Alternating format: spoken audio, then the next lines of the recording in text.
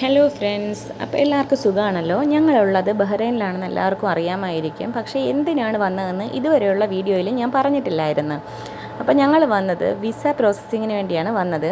നാട്ടിലാണെങ്കിൽ ഏകദേശം ഒരു മാസം എടുക്കും. വിസ സ്റ്റാമ്പ് ചെയ്ത് വരാനായിട്ട് ഒരു മാസത്തോളം എടുക്കും.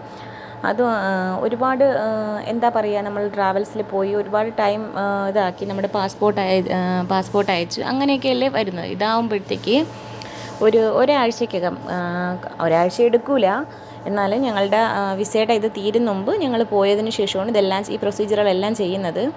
ഞാൻ ശരിക്കും പറഞ്ഞു കഴിഞ്ഞാൽ അങ്ങനെയുള്ള, അതായത് ആ ഓഫീസിനകത്ത് കയറിയിട്ട് ബാക്കിയുള്ള എല്ലാ വീഡിയോസും എടുക്കണം എന്നൊക്കെ വിചാരിച്ചിരുന്നതാണ്. പക്ഷേ അതിനൊന്നും പറ്റിയില്ല കേട്ടോ. അതുമല്ല നമ്മൾ നമ്മുടെ പാസ്പോർട്ട്, പിന്നെ മാരേജ് സർട്ടിഫിക്കറ്റ്, ബർത്ത് സർട്ടിഫിക്കറ്റ് കുഞ്ഞിൻ്റെ, അപ്പോൾ ഇതെല്ലാം വേണം. അത് എല്ലാം അറബിൽ ട്രാൻസ്ലേഷൻ ചെയ്ത് അറ്റസ്റ്റ് ചെയ്ത് വാങ്ങിച്ചിട്ട് വേണം നമ്മൾ ഈ ഓഫീസിൽ കൊടുക്കാനും കാര്യങ്ങൾക്കും എല്ലാം. അപ്പോൾ ഞാൻ ആദ്യമേ അതെല്ലാം നാട്ടിൽ നിന്ന് തന്നെ ക്ലിയർ ആക്കിയാണ് വന്നതായിരുന്നത്. അതുകൊണ്ട് എനിക്ക് പിന്നെ നാട്ടിൽ പോവേണ്ടി വന്നില്ല. അപ്പം ഞങ്ങൾ ബ്രേക്ക്ഫാസ്റ്റ് കഴിച്ചിട്ടില്ലായിരുന്നു. അപ്പോൾ മോക്ക് രാവിലെ 10 മണിയോളം ആയിട്ടുണ്ട്. മോക്കൊരു ബർഗർ മേടിച്ച് കൊടുത്ത് ഞാനൊരു ചായയും കുടിക്കുകയാണ്. അപ്പോൾ അത് കഴിഞ്ഞിട്ട്, അല്ലെങ്കിൽ അവിടെ എത്തുമ്പോൾ ലേറ്റ് ആയിക്കഴിഞ്ഞാൽ പിന്നെ ചായ കുടിക്കാതിരുന്ന തലവേദന എടുക്കും. അതുകൊണ്ടാണ് കേട്ടോ. അപ്പോൾ അതെല്ലാം കഴിഞ്ഞ് ഞങ്ങൾ ഏകദേശം ഒരു 10:30 ആയപ്പോഴത്തേക്ക് എത്തിയെന്ന് തോന്നുന്നു. 10:30 മണിയായി. അവിടെ അധികം വെയിറ്റിംഗ് ഒന്നും ഇല്ലായിരുന്നു, പുറത്തധികം വെയിറ്റിംഗ് ഒന്നും ഇല്ലായിരുന്നു. പക്ഷേ അകത്ത് ഒത്തിരി നേരം വെയിറ്റ് ചെയ്യേണ്ടി വന്നു. കാരണം ഓരോരുത്തരുടെ ഇത് കഴിയാനായിട്ട് ഇച്ചിരി ടൈം എടുക്കത്തില്ലേ. അപ്പം ഇവിടെ ഇത്തിരി വെയിറ്റിംഗ് ഉണ്ടായിരുന്നു ഈ ഏരിയയിൽ.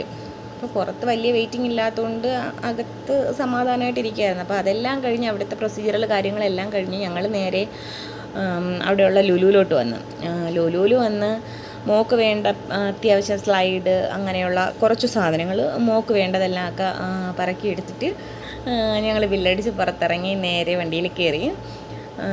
അവൾ വലിയ ആറ്റിറ്റ്യൂഡൊക്കെ ഇട്ടിരിക്കുകയാണ് കേട്ടോ. അവിടെ ഇരുന്നൊരു കൂളിംഗ് ഗ്ലാസ് എടുത്ത് വെച്ചതാണ് ആൾ. പക്ഷേ അത് വെച്ചത് ഇതായിപ്പോയി, ശരിയായില്ല. അങ്ങനെ അപ്പോഴേ ആളെടുത്ത് മാറ്റി. അവൾ പിന്നെ വേറൊരു സ്ഥലത്ത് പോയായിരുന്നു. കുറച്ച് നേരം അവൾ ഇതിലൊക്കെ ഒന്ന് കളിച്ച്, ഇങ്ങനെ ചാടി കളിച്ച്. ഞാൻ ആ സമയത്ത് കുറച്ച് ടിക്ടോക്കിൽ ഇടാനായിട്ട് കുറച്ച് വീഡിയോസൊക്കെ എടുത്തിട്ടുണ്ടായിരുന്നു.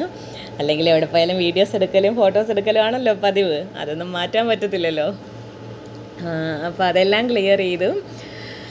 എത്ര വിളിച്ചിട്ടും വരുന്നില്ലായിരുന്നു കേട്ടോ. അതാണ്ട് ഇങ്ങനെ ആ ഓരോ ഇതിലും ചാടി നിൽക്കുന്നായിരുന്നു.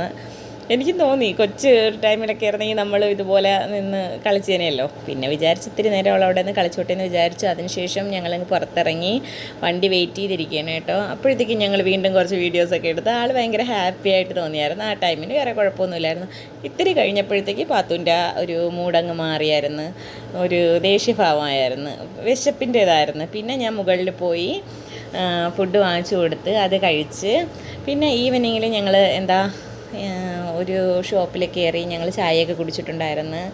ഇതെല്ലാം കഴിഞ്ഞ് റൂമിലെത്തി ഞങ്ങൾ കിടന്നുറങ്ങി.